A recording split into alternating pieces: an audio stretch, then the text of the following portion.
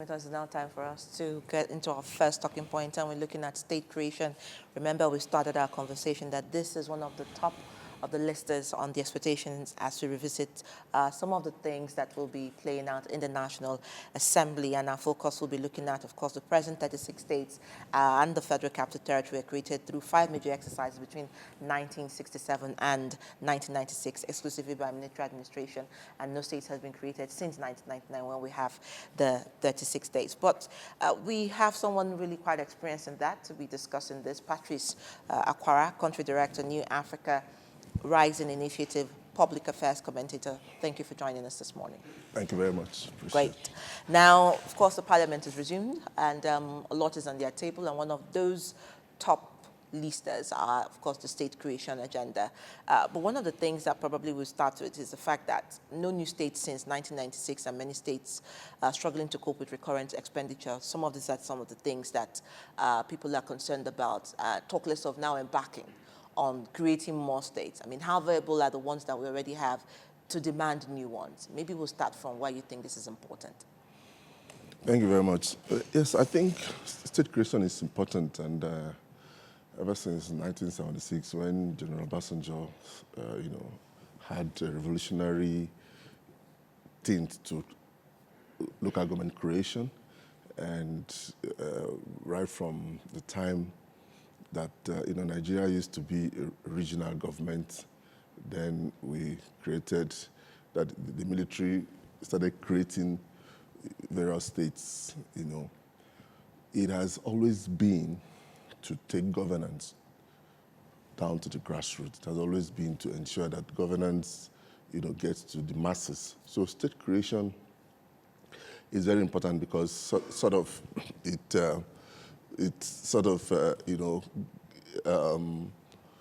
takes governance, it makes it to, it decentralizes governance so that governance will not be centralized at one particular unit or a larger unit. So state creation makes it devolves power to more down to the grassroots, so that the dividends of democracy, the people will have more leverage on systems of governance as to benefit from all the economic indices involved in state creation. Now, so let's maybe, because Nigerians would want to know, what is the legislative threshold expected to be achieved before statehood? Because people don't just get up, demand for a state and get a state. There must be processes and procedures. Now, what are the processes that can best describe the achievement of statehood or state creation? Question. Okay, fine. Well, in the first instance, state creation is a matter of the Constitution. Then it is within the purview of the National Assembly, that is to say, the Senate and the Federal House, to create the states. But each of any area or any part of Nigeria that wants states to be created will, agitate and send advocacy, tell the National Assembly why they want states to be created. So under the powers granted to the National Assembly, they will now take, debates and listen to the people, they will bring the reasons, the economic viability, the need to carve out states from those areas, because a lot of people are crying, as in they're saying they are being marginalized. And when you look at it in Nigeria, just for example, as during the days when the Midwestern region was subsumed in the Western region, so the minorities in the Midwestern region started agitating for their own state, and Midwest was created out of that. So when you look at it, if you, come back to today, you also notice that a lot of regions, Nigeria is a multi-plural ethnic, creation. So a lot of people feel unrepresented as it is. So they want their own states to be carved out so that they can best articulate, their people's needs. So these are the things that they will take to the National Assembly, and on the powers granted to the National Assembly, by the time the National Assembly, does a hearing, and those people, come to advance the reasons why this as in state should be created, then the National Assembly will now, if they agree, will take it to the 36 state assemblies who will now vote, you understand? And by the time a simple majority is reached, then states will be carved out from those areas. Do you think that the conditions that led to the past creation of states still exist? Yes, it still exists because today, even in Nigeria, you also notice that people continue to cry that they have been marginalized. Like if you notice also in the geopolitical zones, all the zones have 6 states, apart from Northwest that has 7 states. It's only the Southeast that has 5 states. Which means if there is any vote on the floor of the Senate or on the floor of the Federal Representatives, you notice also that the things that the Southeast will want to vote on, they don't have enough representatives to vote for it. So the issue of marginalization therefore arises. That's why states from the Southeast... So you're talking about legislative numbers and representation exactly, right now. yes, because the numbers from the Southeast, being that they only have 5 states, you understand, will always fall short of what is required for them to pass any form of law or policy, that will affect that region. So it becomes necessary, their power to bargain, you understand, because legislation is all about, you have to bargain, you have to lobby, So when they have when a certain region has fewer numbers, it makes it more difficult for it to benefit from what is happening in the center. All right, so beyond legislative representation and the currency of that, is there any economic argument to this? Obviously, there's a lot of economic argument because when you talk of sharing of, the federation revenue, it's only those constituencies or local governments that are listed in the Constitution that is only the local governments, the federal constituencies, the states that will only benefit from any form of allocation from the federal revenue. So if you have fewer states, if you have fewer constituencies, if you have fewer local governments, you also get fewer allocation allocated to you. All right, now let me read this to you. Someone says, and that's from our social media, it says, how about we don't need more states? Are they creative beyond the collection of taxes? I see sharing revenue as a goal by agitators for the creation of new states. How do you look at that statement? Yeah, that you are practicing something in breach, that you are practicing a good system in breach doesn't mean that it is not good. Our problem is essentially because of the kind of, let's say, our recruitment process, how we recruit people to govern Nigeria. In 2027, another recruitment exercise, that's election, will also come up. How are we going to, what are the systems put in place? Do the people have enough mandate or enough power to recruit the people they want, or is it that the cabal, the established political class, will also determine who emerges? Because if you, it's just, in any system, it's just like, okay, let's take, for example, all these football clubs we support, Chelsea, Arsenal, Man City. I recall sometime this particular club, Inter Milan, they had a particular coach, I've forgotten his name. He managed that team, and that team even nearly went to relegation. But when a certain coach came, Inter Milan won the Italian league that year. Mm-hmm. The same set of players, but different coach. So the problem we have in Nigeria, why this person will be saying all these things, is simply because the people who are managing this country, they are not managing it well.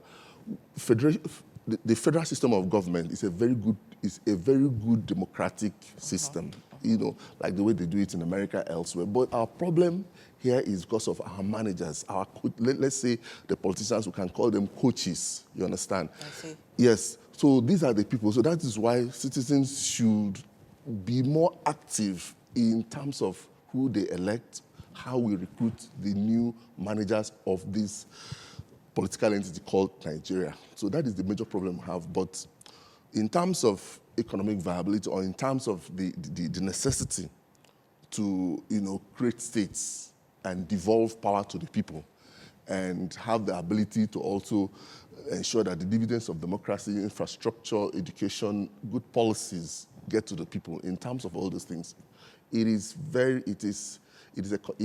a condition sine qua non towards a virile society to devolve power more to the people.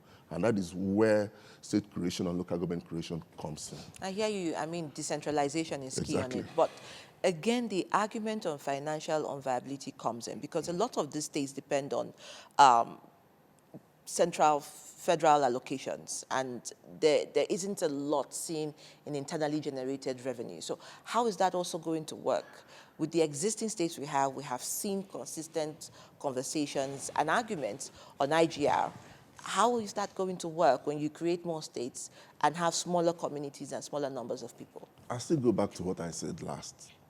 The problem is the people managing the system. When you talk of IGR, Nigeria, I listen a lot, and I've traveled a lot to, in fact, out of our 30 states, I can say I've traveled to more than 31 states. And one thing you will notice in Nigeria is we have vast, uncultivated, fallow lands. I can assure you that if we have good managers, okay, take for example, where I come from. I come from Ngobala. There's an area in Ngobala called Imeriewe. From Imeriewe down to Umekune to Orisheze, down to River State, I can assure you that we can get more than 20,000 hectares. And this area is more or less lying fallow. Do you know that if we have good managers, forget about what you get from the federation account. You can, okay, for example, they always say that you grow rice in the north. I pioneered growing rice in this local government area. Do you know you can grow rice? In fact, I have a template to grow more than 10,000 cabbages, green pepper. If you flood that area with greenhouses, you don't even need to use transportation to be bringing cabbages, carrots, green pepper, yellow pepper, red pepper from the north. As in, if we have innovative managers in the system, you understand, we can generate enough revenue, we can generate enough workforce.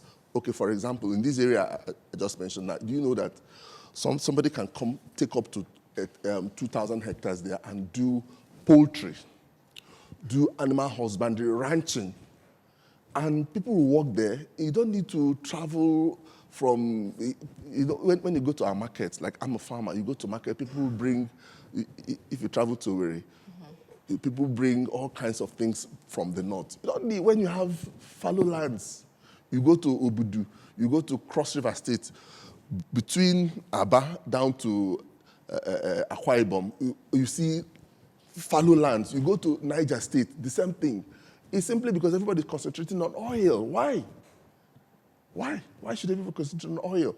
If we have a good recruitment system, recruits people who will function, whose only role in governance is just not about waiting for at the end of the month for FAC to give them revenue, and they just convert most of them into dollars, and the citizens are there just watching them. People are dying in poverty.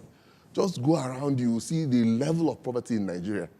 Yet we have natural resources. We have both the one that underneath and the one that on the surface level. It's simply because we don't have good coaches coaching this football club called Nigeria. That's all. All right, so let's look at some of the conversations so far, because I've listened to you and I know that there have been multiple demands from different stakeholders for creation of an extra state in the Southeast region. and it appears to have been narrowed down of late.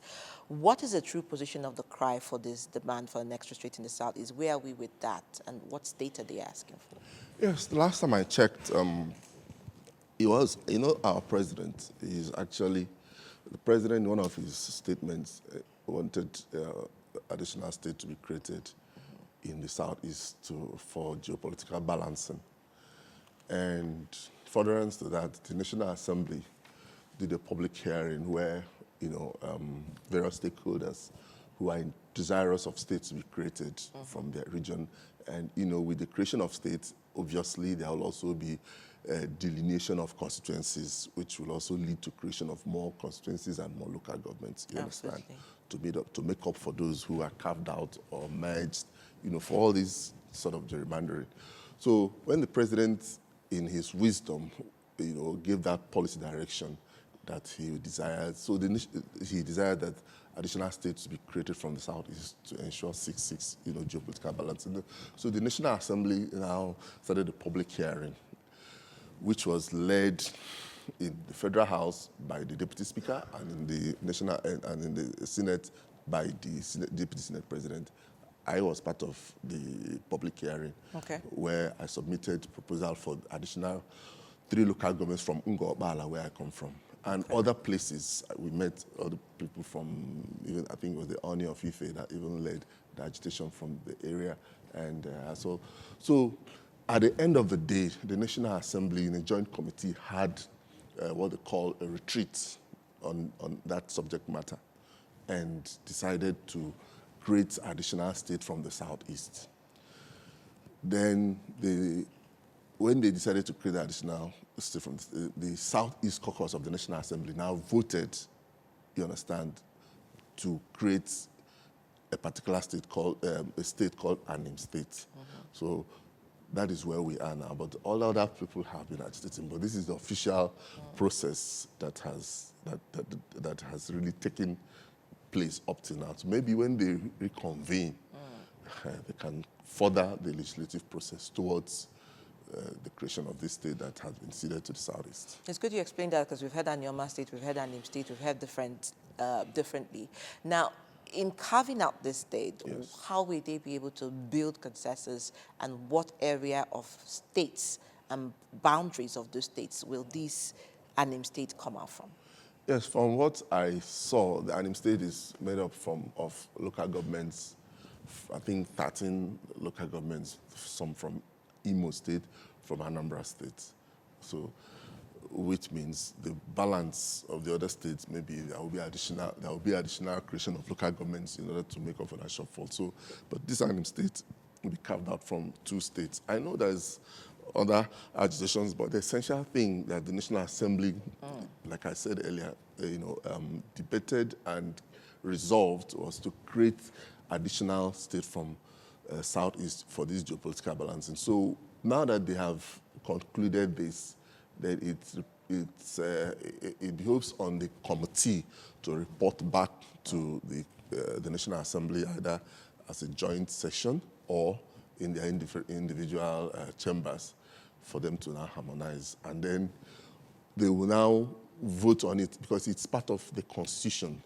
And then they will now have to vote on it. And if the majority carries it, that is to say, if it is resolved, then and it comes out as a bill to amend the Constitution, then they will now take it and transmit it to the various state assemblies for them to do their own concurrent, or for them to also to carry out the constitutional provision towards it. But I know that sometime last year, the Deputy Speaker, Benjamin Kalu, met with the state governors under the aegis of the Nigerian Governors Forum, and it notified them of this resolution, you understand, so that because the governors, the way we practice our own democracy, the governors have determining leverage on their state assemblies. Most of the state assemblies are not autonomous in terms of deciding what they want to do. So the National Assembly, led by I think Benjamin Kalu and the Deputy Speaker informed the governors of the legislative processes they have taken so far, so that by the time they transmit this bill to the State Assembly, so that you have a stuff line. I think that was a very proactive, intelligent way to go about it. Okay, so let's look at the optics because of time now, and some of the arguments laid. First, the Joint Committee considered a total of 55 requests for the creation of new states, 2 boundary adjustments, and the creation of 278 local governments. Now, at the end of that deliberation, the committee came together and decided that unanimously resolved that 6 additional states should be created in the country. So that is 1 additional state in each of the 6 geopolitical zones. So northwest, northeast, north central, of course, not, southwest, southeast, and all of that. But the argument is now that if that is achieved, we'll move from having 36 states to 42 states in Nigeria. Now, where do you see Nigeria going with that? Do you think in terms of optics for our politics, for our diversity, and for imports, do you think that this is the time for Nigeria to be considering creating additional states? Thank you. Well, if you peer review other countries, the United States with about 350 residents has 50 states. Nigeria is nearing 300 million because since 10 years now, we've been talking about Nigeria, 200 million. So now it's nearing 250, 300, and we are only in 36 states. And I don't think, and Nigeria even has a lot of potential. Just that the way we are being managed undermines our potential. So whether we created more or even less, I keep on hammering that what will determine our viability, what will determine how we make progress or how we catch up. Because I learned that my data is not, I won't be very certain, but I learned that now India has overtaken China. I learned that Nigeria will, in the coming years, Nigeria will even rank among the first 3 countries in terms of numbers, you understand? So it means that if they create more states, they are being proactive to cater for this population explosion. So creating additional states and creating additional local governments, I think is what we should leverage on. What the institutional correction we should do as a country is to ensure that the people who emerge to govern us will be, okay, take for example, even if you create additional, even as the president has really reined in on both the National Assembly and on the courts to ensure that the money that comes to local governments is being managed by the local government so that the people will hold their elected officers accountable. As we speak, up to today, more than 5 governors are still holding local government funds and just giving them 50 million in most cases. I know of some. Up to the fact that our president has insisted. And you recall when the president was the governor of Lagos State, in his wisdom, he created an additional local LCDA, local council development areas in Lagos State, which became a legal issue between him and the then president Obasanjo. So our president believes in devolving power to the masses. So, but the problem is not essentially how large or how numerous. Yes, again, because that's the argument a lot of people are saying, because there is the issue of identity politics, polarizing factors like tribalism, religious bigotry, amongst others. And people say, even if you create, more states, will all of those things go away overnight? And that's the question that a lot of people think should be answered. But I think I'll let you go on this note. Thank you so much for joining us, and it's been great talking to you. And Patrice Akwara has been with us discussing creation of extra states, especially from the southeast zone of the country. And he says it will open up the economy, it will create more inroad for people to feel like they belong to something and reduce marginalization. Thank you so much. Thank you, appreciate it. All right, so Kakaki Socials is up next, and Rena is on.